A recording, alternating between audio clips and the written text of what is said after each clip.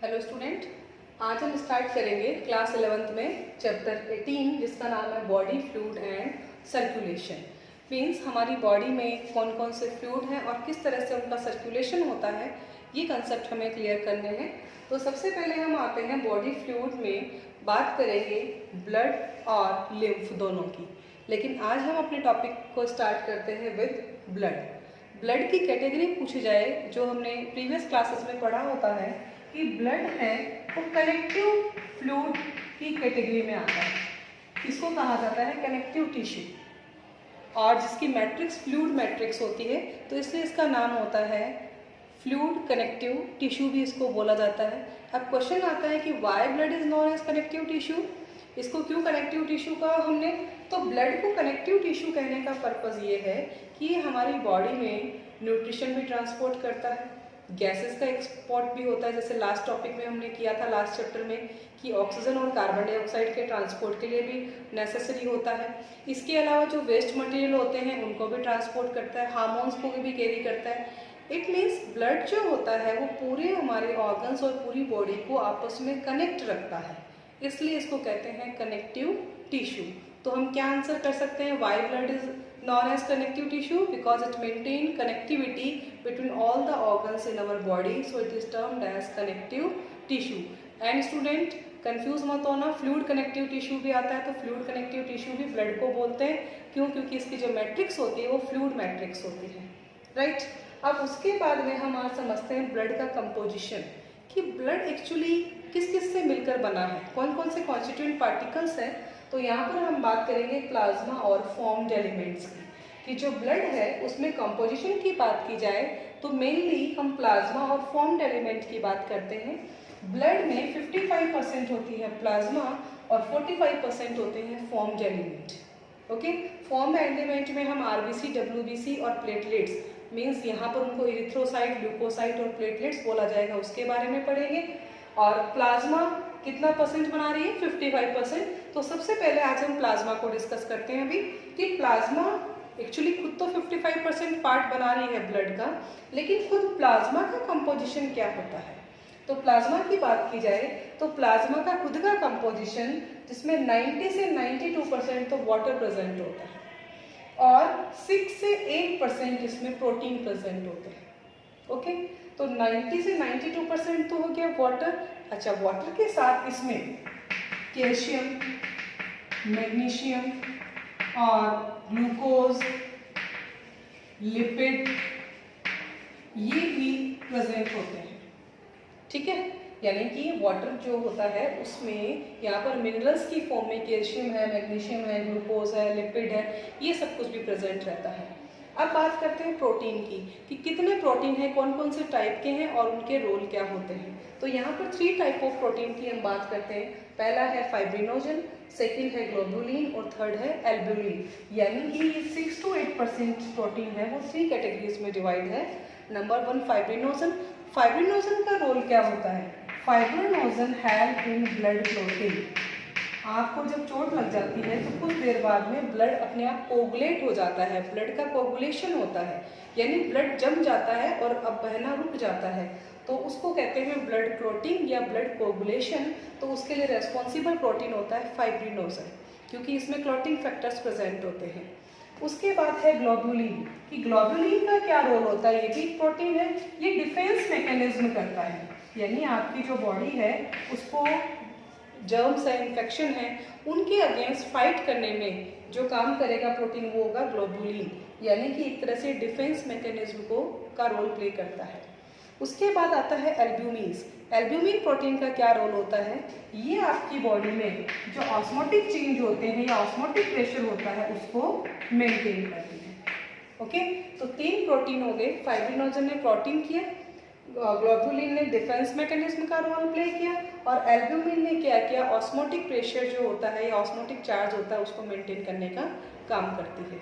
Okay, अब इसके अलावा कि हम कहते हैं कि ब्लड में क्लॉटिंग फैक्टर हमेशा होता है और क्लॉटिंग फैक्टर्स को रोमन नंबर दिए जाते हैं, रोमन न्यूमरल्स होते हैं, जैसे 1 to 9, 10, बहुत सारे क्लॉटिंग फैक्टर्स होते हैं।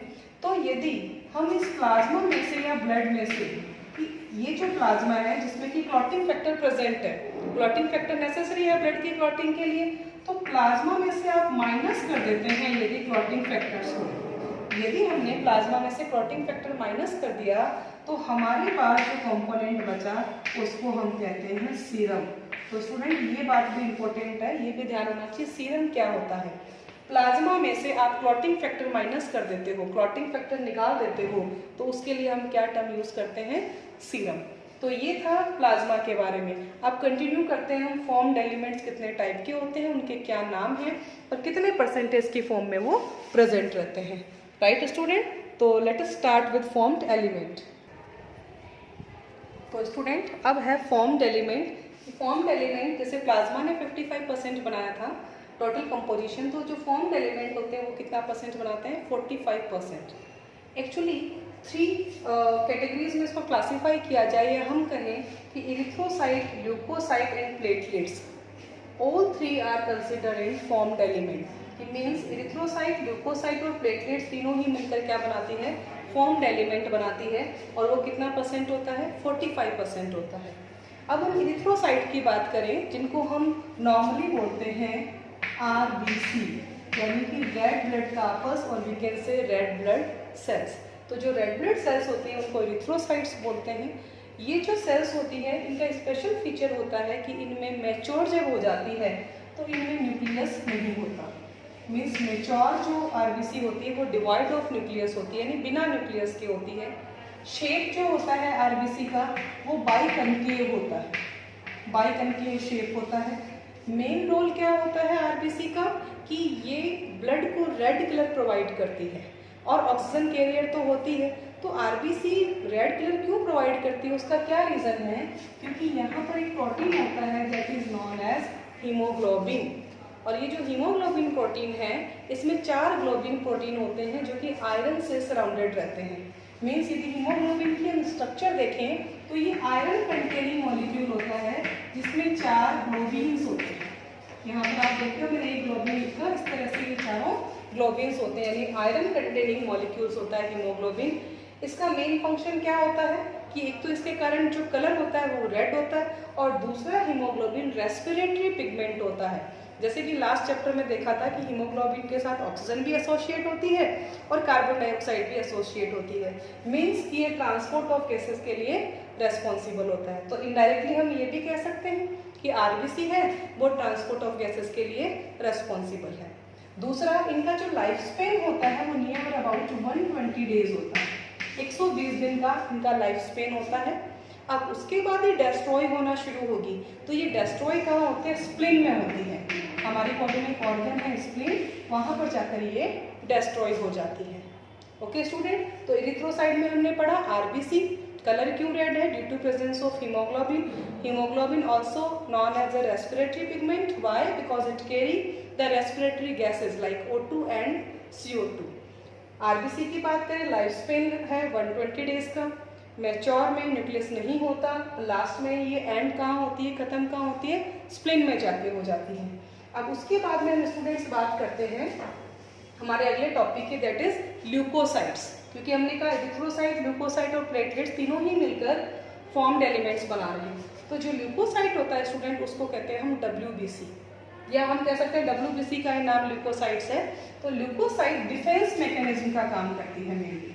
आपको पता है, आप छोटी क्लास में पढ़ते हो कि soldiers of our body is known as WBC, और we can say white blood sales.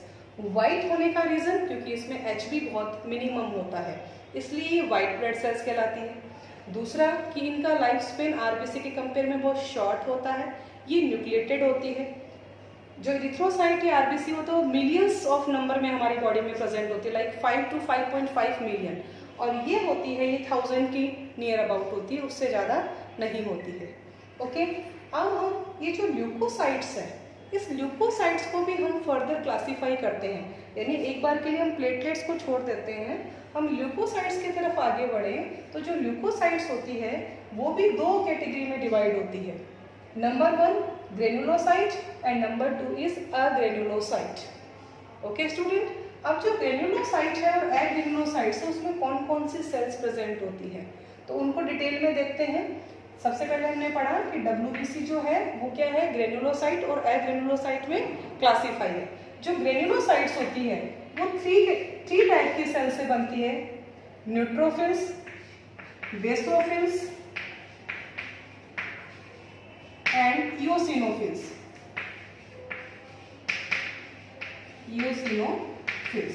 ये तीन होती है। ओके बेटा, ग्रेन्युलोसाइट्स जो है वो 3 कैटेगरीज में डिवाइड होगी, न्यूट्रोफिल्स, बेसोफिल्स एंड इओसिनोफिल्स। और जो ग्रेन्युलोसाइट है, एग्रेन्युलोसाइट है, ये तो ग्रेन्युलोसाइट्स को हमने डिवाइड किया।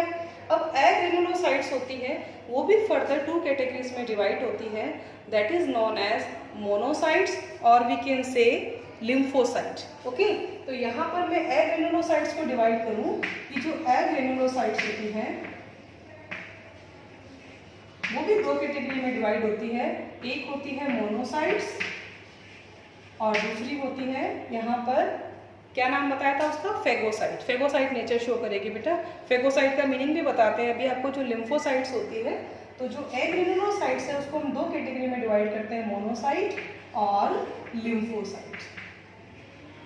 तो अभी तो हमने सिर्फ इनको कैटेगराइज किया, अब ये कितने परसेंट में प्रेजेंट है, क्या इनके फंक्शन होते हैं, एक हमारा पार्ट और रहता है प्लेटलेट्स कि ये क्या रोल प्ले करता है, ये सारा हम नेक्स्ट लेक्चर में देखेंगे। तो यहाँ पे हमने सिर्फ इरिथ्रोसाइट और ल्यूकोसाइट का क्लासिफिकेशन देखा, इरिथ्रोसाइट का क्या रोल होता है, और ल्यूकोसाइट को हमने क्लासीफाई किया ग्रेन्युलोसाइट और एग्रेन्युलोसाइट में।